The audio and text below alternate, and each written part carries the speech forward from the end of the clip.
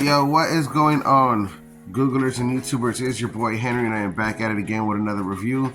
Can't leave this one on a great, magnificent, spectacular horror film movie. So, just real quick, guys, before I give you the review, I really don't like to do horror film movies. Make a long story short, when I was 20 years old, I used to watch a lot of scary movies. And I used to study a lot of FBI criminal investigations and serial killers. And, you know, when I was in my 20s, I was just really, I don't want to say taken away, but just really did a lot of research into reading up on, how people can do these things and how do they catch these killers and how do you be on the, what do you look after, what to look after. Or what to look, to look after, or like what to look for in the signs, right?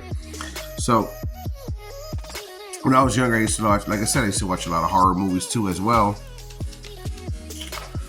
And what I'm trying to say is that it scared me where I had nightmares, like really bad nightmares, from running away from zombies to ghosts to spirits, demons, and those kinds of things in natures, and plus seeing all those body parts and everything cut up and everything like that. So it really scared me. And what I did was I pretty much gave myself nightmares without realizing what I was doing, without realizing the consequences of studying so much and again watching these things, back to back, and watching every horror movie that there is and blah blah blah. So again, I really try not to promote horror movies on the channel, but it does got to get done as far as like movies go, because this is one of the best horror film movies I've ever seen, and it came out in 2010. It's called Insidious. It is by Sony's Picture, and it came out in 2010. I'm about to watch the new one right now, the one that came out in 2023, which was last year. It's called The Red Door. I'm about to knock that review out right now, not just because I want to do them back to back, but because I don't think I've seen this one that I could remember. If I did, if I didn't, we're about to find out. So let's go ahead and leave the review, because guys, this was actually going to be a really good one on. So point is, to start off with right here, the actors. So the actors are very strong actors, man. And guys, forgive me because I'm only running on one engine right now. Again, you guys deserve better. Don't worry, I got something in the works coming. But point is that both of these actors can carry movies by themselves and on their own. And the fact that they worked with each other and talk about chemistry, you know what I mean? I mean, they had it. Like, they really had it. They really worked so well together as husband and wife. The shots of the movie and the writing itself is insane, man. So fucking insane. It just gets so good. And real quick, so talking about real quick how hard it is to make a scary movie, right? In the 80s and early 90s, really the 90s not so much, but really the 80s, and I can't speak for the 70s, but in the 80s, like, horror movies dominated with the Freddy Krueger and Jason movies and It and Hellraiser, and the 90s a little bit too, point is that, like, in the early 90s, point is that there was a horror film time where horror movies coming out back to back and really scary, evil stuff, man. It seems that Hollywood seems to get away from that, but every now and then, or every 10 years, they'll drop like a Jason or Freddy Krueger movie or something like that, just because it's Hollywood history, it's like, a Michael Myers movie or Halloween movies. Like, you want these scary figures, not to die out, So point is that it's really strong to make a horror movie, and in 2010 they did that. They really did. I want to talk about how they got I want to talk about how they got the job done, and they really did a great job on this movie. Everybody, writers, directors, actors, the shots, the scary backgrounds, all the hidden Illuminati messages of the devil, the Hoovers on the fire face symbol person. It's crazy. It's crazy. Okay, so let's talk about the kids. So pretty much a family. They moved into a house, and the father was a teacher. The mom was a stay-at-home mom. She had 2 kids, 1 baby and 1 son, and the son ends up going into a coma. And in this coma, this is where it gets really interesting, because come to find out, he was flying in his dreams, and I can't explain it the way the lady did, because you have to watch this movie. But I really believe what the messages they're putting here. See, so I just going off of the review for a second. I'm not trying to make this about me, but I remember when I was younger, I was able to fly in my dreams. I'm not joking when I say that. I really did. I flew in my dreams like 3 or 4, maybe 5, 6 times. And on the 4th, 5th one, when I realized that I was able to do it, like lift myself up, like, because I knew that I was sleeping and I knew that I was dreaming, almost if I was into like not a dementia, but like a sleep stage. So there was sleep stage 1, sleep stage 2, sleep stage 3, and it's just like the higher you get, the heavier it gets. I was like at a 2 or something. Like I already was, should have been waking up, but still was tired or whatever. So I was caught like right in that middle line. But I remember being able to lift myself up and fly. I swear to God. Can't do it so much anymore, but I do remember being able to when I was younger. And that's all I wanted to share with you guys on that. I don't have any crazy story, but I do have a story about this right here. So flying in the dreams, like I did that before, like I was saying, we need to dream about it more. So I always feel like what we dream about, it means something to us. Meaning, like, if you're having a bad dreams, or if you had a dream of something, or something random, or something that doesn't make any kind of sense, I feel like you should Google it and you should look it up and like, hey, what does this mean? For example, I heard of itchy hands. Like if you have itchy hands, then you should buy a lottery ticket. Or I was telling my mom the other day that I had dreams about monkeys, like trying to clean my ears out or whatever, and I Googled it, and it kind of told me, like, hey, prepare for some trouble coming or something like that. So I don't think we have random dreams for nothing. In other words, I think our dreams mean something to us. I sometimes believe that they are a message from the other side, good or bad. Depends on how your dream is, Okay, so let's move.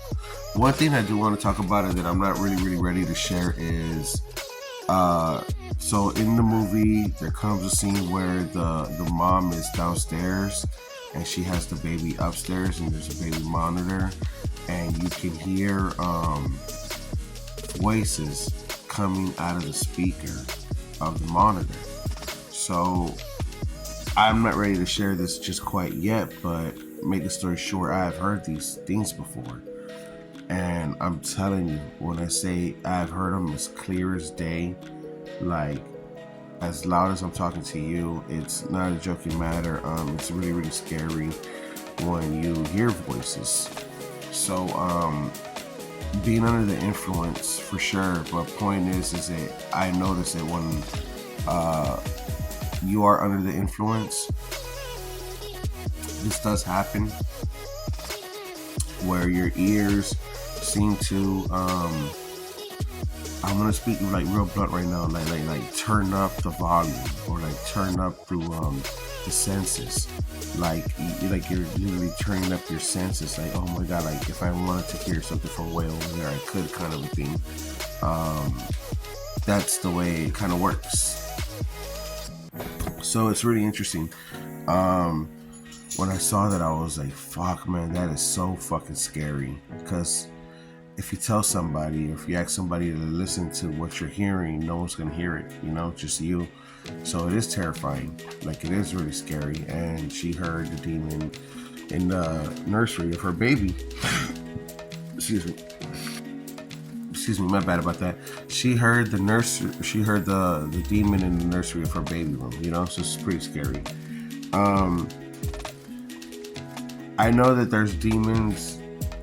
Okay, so I know when I was younger, I used to hear older men talk about demons, and I do believe that a lot of it has to do with drug use, connecting the two with each other. But the point is that I truly do believe that you're going into the realms of another world when you have overdone yourself and you are, you know, going through these voice hearing things, because I do feel that they are either evil spirits, or we're just gonna go with the word demons, that are messing with you. In other words, if that makes any kind of sense, you know, they know your insecurities and they know they know what you're afraid of, and they feed off of that, or they feed you that, you know, they feed you hearing that, so you can be more scared to make them stronger, you know. Like I said, it's really, really, really, really scary stuff, and I really don't like to talk about this stuff. You know, it's the reason why, because like when I started this video, I was telling you guys how I pretty much what I believe is when it comes to this devil worshiping, we're just gonna go with 666 talk. What happens is you're inviting it inside of the house. So you're inviting it by watching it or by entertaining it. So I definitely, and again, like, you know, when I was younger, again, when I was in my 20s, I couldn't find anybody to watch a scary movie with me. Like, nobody would want to watch a scary movie with me. None of my friends. Every now and then I'll get lucky and find a chick that also likes scary movies, you know, and it was cool because, like I said, it was just, you know, something that I enjoyed doing, something that I enjoyed looking into. But, you know, the nightmares came with it. So I highly, strongly recommend that you don't, is what I'm trying to say. Okay, guys. So I hope you guys really are ready for a good scary story. Real quick, I want to talk about how I was talking about the bad dreams. The son got into the coma. So what they did was the mother ended up seeing what she saw was a demon in the house. So she calls like a crew. I believe that it goes off of the word like paramera,